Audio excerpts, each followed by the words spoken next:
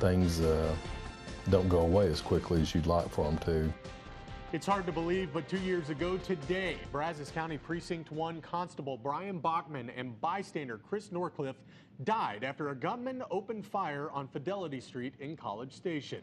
And as sad as this tragedy is that shook our community, it's taught local law enforcement a lot about responding to and coping with these tragedies. Yeah, Jenny Walsh joins us now in the studio with a look back at August 13th, 2012. Jenny? Amanda and Luke, it was one of those days where everyone in town remembers where they were and what they were doing when they heard what had happened on Fidelity Street. And now 2 years later, we're remembering the lives lost and the legacy that lives on.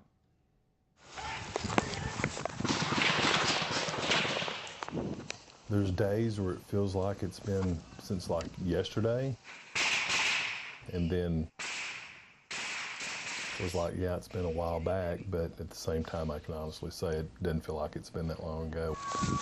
Get in the house.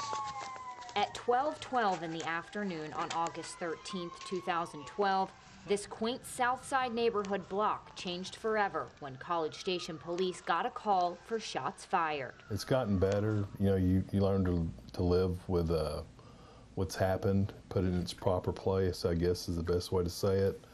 And it's nothing you ever really get over. Constable Jeff Reeves, then Precinct 1's chief deputy, remembers that afternoon with Constable Bachmann. We went to lunch and I saw that he had that paper. I said, hey, you don't have to do that. I'll do it, Brian.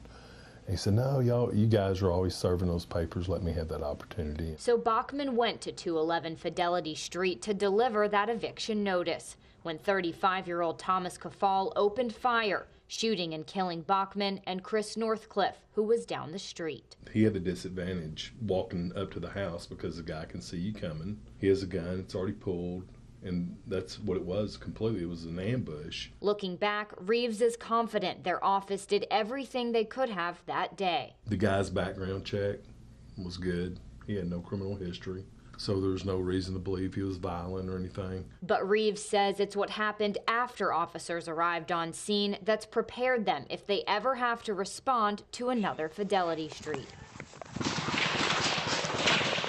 The two officers that actually came in and took out the suspect in this situation, they went across the state, and I think they even went into other states teaching other peace officers or showing them what they did in this situation. Learning from this tragic day while never forgetting those who didn't make it.